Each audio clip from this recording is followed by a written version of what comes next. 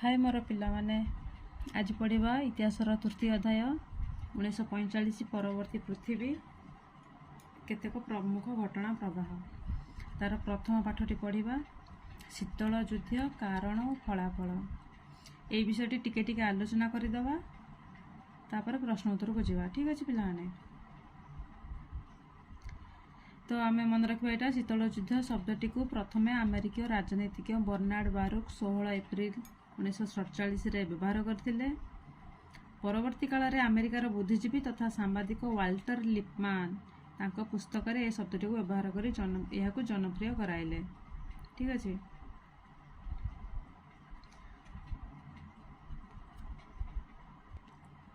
तो तापर जीवा शीतल युद्ध कौन ये पॉइंट मन रखियो। साम्यवादी सोभिएत रूस और गणतंत्रवादी तथा पुंजीवादी युक्तराष्ट्र अमेरिका मध्य क्रमागत उत्तेजना और द्वंद्वर आंतर्जातिक राजनैतिक परिवेश उपर प्रभाव को ही शीतल युद्ध कहगला। तो आमर 1917 मसीह रूस देश में कृषक श्रमिक आंदोलन होता जहाँफल कि जार शासन पतन है और साम्यवादी शासन आरंभ है केबे 1917। तो यहाँ पिलाने तुम पढ़ शीतल युद्धर कारण मोस्ट इम्पोर्टाट। तापर एगुड़ा टिके सब पढ़ तुम्हें पिला माने 1949 मसीह रूस सहायता चीन देश में गण विप्लव माध्यम माओ सेतुंग नेतृत्व में साम्यवादी सरकार गठित होता से पढ़। चीन रे कहा द्वारा साम्यवादी सरकार गठित होता और केबे 1949 मसीह रूस सहायता और माओ सेतुंग द्वारा। ए पॉइंट मन रखियो। माओ सेतुंग किए शीतल युद्धर फलाफल प्रसार और फलाफल मन रखियो इम्पोर्टाट। ठीक अच्छे।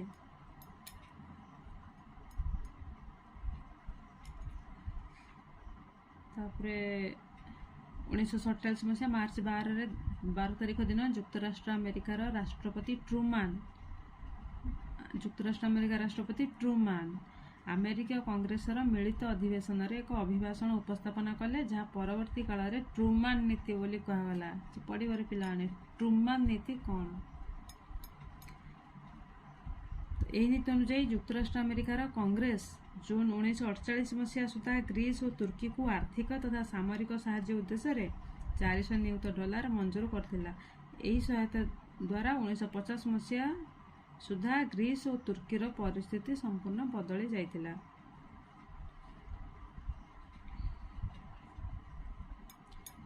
तापर 1947 मसीहा जून 5 तारीख रे मार्शल योजना प्रवर्तन होइतिला। मन रखियो।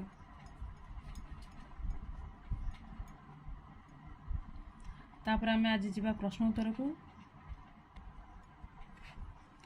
तो आमर प्रथम प्रश्न शीतल युद्धर कारण गुड़िक लेख। तो कमती लिखा द्वितीय विश्वयुद्ध पर दुई बृहत शक्ति युक्तराष्ट्र अमेरिका और सोभिएत रूस दुई गोटे विपरीत आदर्श विश्वास करुले। सोभिएत रूस साम्यवादर समर्थक थिला बेले युक्तराष्ट्र अमेरिका गणतंत्र तथा पुंजीवादर समर्थक थिला। युक्तराष्ट्र America England France Italy Germany Japan प्रभृति युद्ध विध्वस्त राष्ट्र मानक आर्थिक और सामरिक साहाय्य जोगाई देथिला। सेहीपरि सोभिएत रूस पूर्व यूरोपीय देश यथा Poland Hungary Romania Yugoslavia Bulgaria Albania Czechoslovakia आदि एवं चीन रे साम्यवाद सरकार गठन रे सहायता करी तार प्रभाव वृद्धि कला। विश्व राजनीति रे उभय देश प्रभाव विस्तार पाई प्रबल प्रतिद्वंदिता कले। फल ईर्षा और शत्रुता और संदेह वृद्धि पाइला। उभय राष्ट्र परस्पर मध्य युद्ध न करी कूटनैतिक स्तर रे युद्ध आरंभ करी अनुगत राष्ट्र मानक आर्थिक और सामरिक साहाय्य जोगाइले। यह ही शीतल युद्धर कारण थिला। बुझिपाइले पिला माने। आमे याकु लिखि परिबा।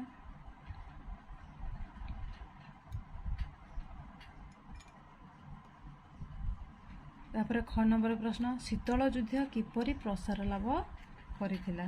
शीतल युद्ध किपरि प्रसार लाभ करिथिला। पूर्व यूरोपीय राष्ट्र ଚୀନରେ ସାମ୍ୟବାଦ ଶାସନ ପ୍ରତିଷ୍ଠା ପରେ ସୋଭିଏତ ରୁଷ ପଶ୍ଚିମ ୟୁରୋପରେ ସାମ୍ୟବାଦ ପ୍ରତିଷ୍ଠା ପାଇଁ ଚେଷ୍ଟା କଲା। ଯୁଦ୍ଧ ପରବର୍ତ୍ତୀ ଗ୍ରୀସରେ ପଡ଼ୋଶୀ ସାମ୍ୟବାଦ ରାଷ୍ଟ୍ର ୟୁଗୋସ୍ଲାଭିଆ ଓ ବୁଲଗେରିଆ ଏବଂ ଆଲବାନିଆର ସହଯୋଗରେ ଗ୍ରୀସରେ ସାମ୍ୟବାଦ ସମର୍ଥକ ପ୍ରାୟ 13,000 ଗ୍ରୀକ୍ ଗରିଲା ଗୃହଯୁଦ୍ଧର ସୂତ୍ରପାତ କରାଇଲେ। 1946ରେ ସଂଯୁକ୍ତ ରାଷ୍ଟ୍ରସଂଘର ନିରାପତ୍ତା ପରିଷଦରେ ଗ୍ରୀସ୍ ଏହା ବିରୋଧରେ ଅଭିଯୋଗ ଆଣିଲା।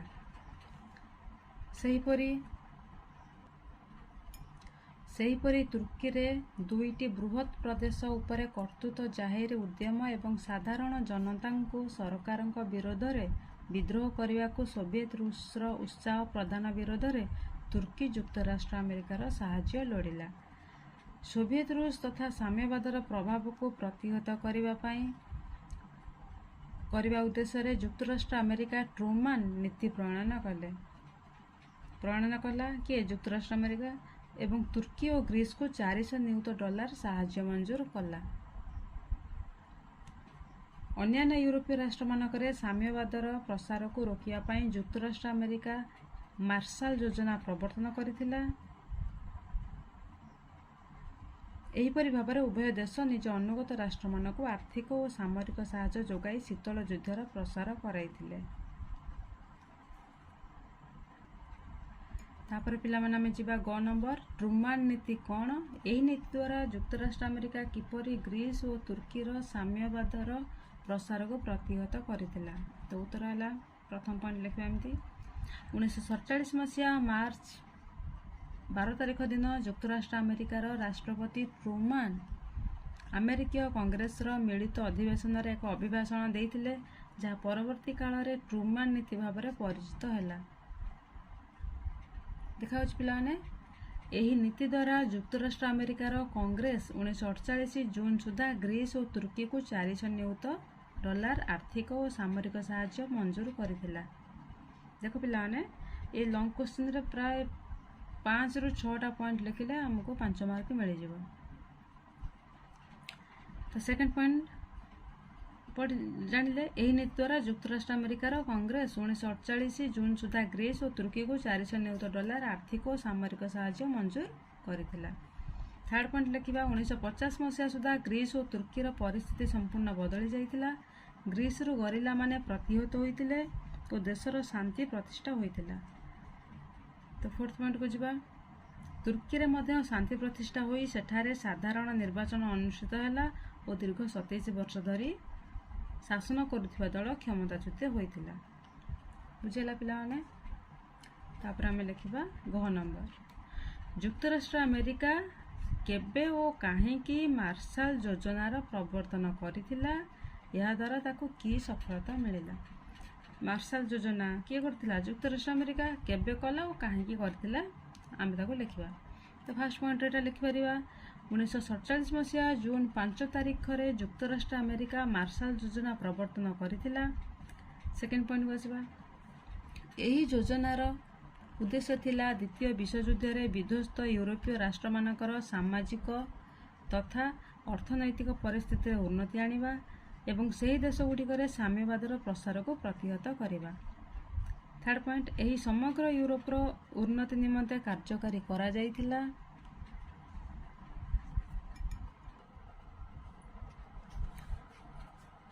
ଆଇଭି ପଏଣ୍ଟ ଲେଖିପାରିବା, 1947ରୁ 1955 ମସିହା ପର୍ଯ୍ୟନ୍ତ କ୍ରମାଗତ 4 ବର୍ଷ ଧରି ମାର୍ଶାଲ ଯୋଜନା ବିପୁଳ ସଫଳତା ହାସଲ କରିଥିଲା। ଦେନ୍ ଫିଫ୍ଥ ପଏଣ୍ଟ, ଏହି ମାଧ୍ୟମରେ ଯୁକ୍ତରାଷ୍ଟ୍ର ଆମେରିକା ୟୁରୋପୀୟ ଦେଶଗୁଡ଼ିକୁ ଯଥେଷ୍ଟ ଆର୍ଥିକ ସହାୟତା ପ୍ରଦାନ କରି ସେଗୁଡ଼ିକୁ ଅର୍ଥନୈତିକ ବିପର୍ଯ୍ୟୟ ତଥା ସାମ୍ୟବାଦର ପ୍ରଭାବରୁ ରକ୍ଷା କରିଥିଲା। ତ ତାପରେ 2 ନମ୍ବରକୁ ଆସିବା। ପ୍ରତ୍ୟେକ ପ୍ରଶ୍ନର 20ଟି ଶବ୍ଦରେ ଲେଖିବା। ପ୍ରଥମ ପ୍ରଶ୍ନ, କେଉଁ ଉଦ୍ଦେଶ୍ୟରେ ଶୀତଳ ଯୁଦ୍ଧ ଶବ୍ଦ ବ୍ୟବହାର କରାଯାଇଥିଲା? କେଉଁ ଉଦ୍ଦେଶ୍ୟରେ?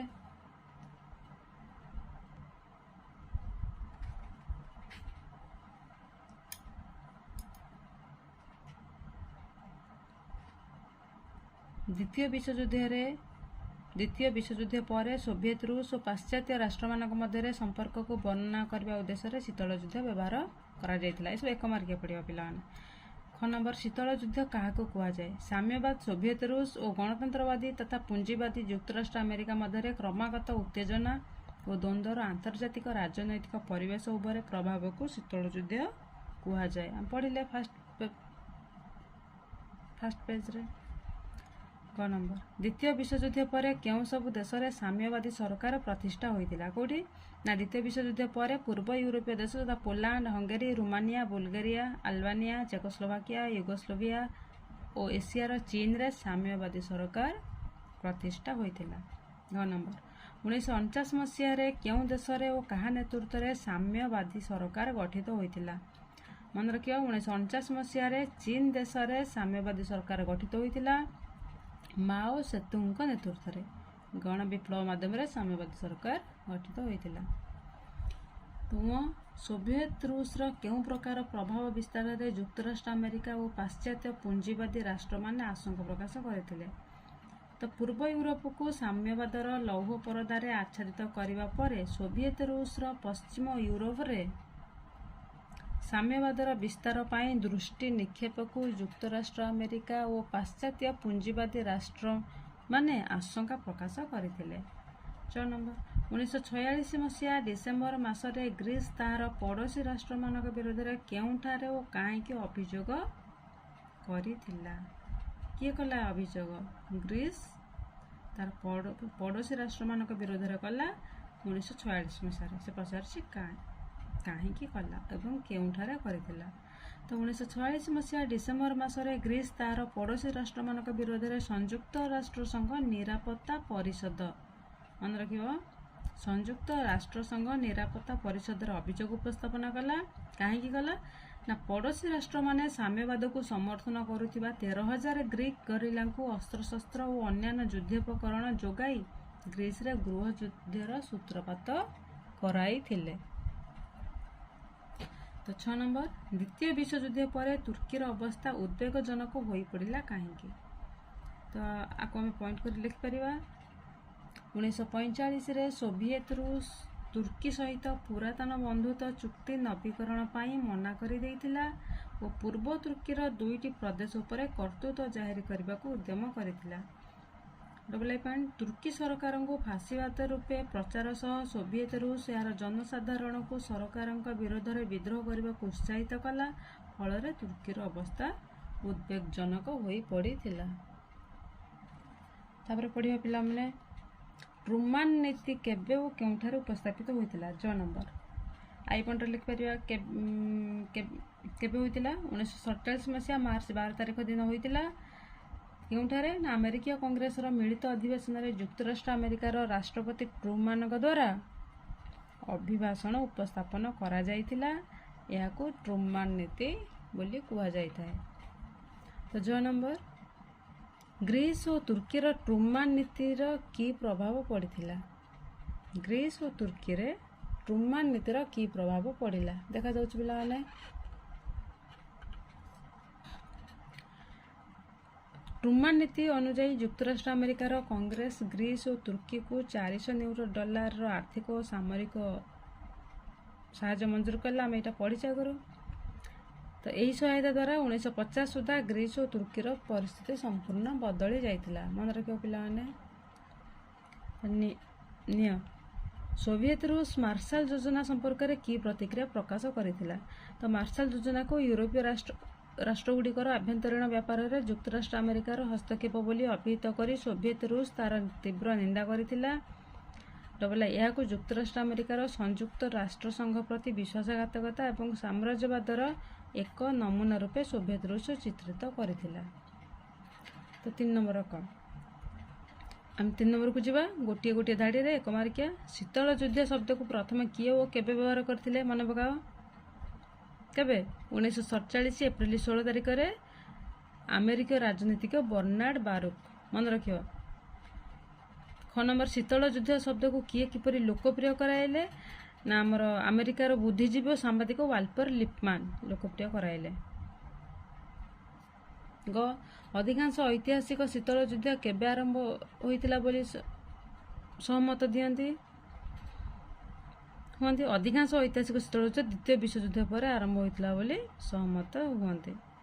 शीतल युद्धर नेतृत्व नहीं देश दुईटर नाम कौन थिला ना युक्तराष्ट्र अमेरिका सोवियत रूस आम जाने यहाँ द्वितीय विश्वयुद्ध में पूर्व जर्मनी रे की प्रकार शासन प्रतिष्ठा है साम्यवादी शासन प्रतिष्ठा है ग्रीस रो केउ सब पड़ोसी राष्ट्र सेठारे गृह युद्धर सूत्रपात कराइथिले युगोस्लोविया बुल्गारिया अल्बानिया आदि पड़ोसी राष्ट्र ग्रीस रे गृह युद्धर सूत्रपात कराइथिले 6 केबे युक्तराष्ट्र अमेरिका एक अर्थनैतिक अनुधानकारी दल को ग्रीस पठाइथिला ना 1947 जनवरी मासरे पठाइथिला तापरे जिबा जो नंबर को क्वेश्चन पढ़ा तुम निजे ट्रुमान नीति द्वारा युक्तराष्ट्र अमेरिकार कांग्रेस ग्रीस और तुर्की पाई मंजूर करितबा आर्थिक सहायतार परिमाण केते थिला ना ट्रुमान नीति द्वारा युक्तराष्ट्र अमेरिकार कांग्रेस ग्रीस तुर्की पाई मंजूर करितबा आर्थिक केते थिला समस्ते कहि परिबो 400 नियुत डॉलर केउ देश केबे मार्शल योजना प्रवर्तन करिथिला युक्तराष्ट्र अमेरिका करिथिला केबे 1947 मसीहा जून 5 तारिख ठीक अछि शीतल युद्ध तीव्र रूप धारण करिबारो केउ सब देशर संघर्ष उपजिला मन रखिबा Germany Cuba Korea Germany Cuba Korea तापर जो 4 नंबर को ठीक उत्तरटी बाछिबा 4टा ऑप्शन भीतर केउ देश रे 1917 मसीहा रे कृषक और श्रमिक आंदोलन संगठित होइतिला केउठी रूस केउ मसीहा रे चीन देश रे माओ सेतुंग नेतृत्व रे साम्यवाद सरकार गठन होला ना 1949 रे केउटी ग्रीस रो गृह युद्धर सूत्रपात कराइबारे दायी थिला के बुल्गारिया ग्रीस केबे संयुक्त राष्ट्र संघर निरापत्ता परिषद रे ताहार पड़ोसी राष्ट्र मानक विरोध रे अभियोग आनिला केबे ना 1946 डिसेम्बर रे केउ देश मार्शल योजनार तीव्र निंदा करिथिला यार आंसर कोडा हबो चीन ना सोवियत रूस ना बुल्गारिया युगोस्लोविया मन पकाओ हाँ ठीक सोवियत रूस तो पिला माने ए विषय प्रश्न उत्तर तो सरी जाइए आउ आम कि एक्स्ट्रा क्वेश्चन मध्य डिस्कसन करदबा सेमती भी क्वेश्चन एग्जाम रे आसे तो मन रखिले मध्य भल किसी शॉर्ट क्वेश्चन और 2 मार्किया से पचारि शीतल युद्ध कहले कौन बुझ शीतल युद्ध भल पॉइंट यहाँ लिखिले बहुत बढ़िया साम्यवादी सोवियत रूस और गणतंत्रवादी तथा पुंजीवादी युक्तराष्ट्र अमेरिका मध्य क्रमागत उत्तेजना और द्वंद्वर आंतर्जातिक राजनैतिक परिवेश उपर प्रभाव को शीतल युद्ध कहुए ठीक अच्छे 2 नंबर द्वितीय विश्वयुद्ध पर साम्यवादी माने केउ सब देशर प्रभाव अधिकार विस्तार निमंते योजना करथिले और कहीं ना द्वितीय विश्वयुद्ध पर साम्यवादी माने इटाली फ्रांस ग्रीस तुर्की आदि देश प्रभाव और अधिकार विस्तार निमंते योजना कले कारण उपरोक्त देशगुड़िक द्वितीय विश्वयुद्ध परवर्ती आर्थिक विपर्यर सम्मुखीन होइथिला ठीक अच्छे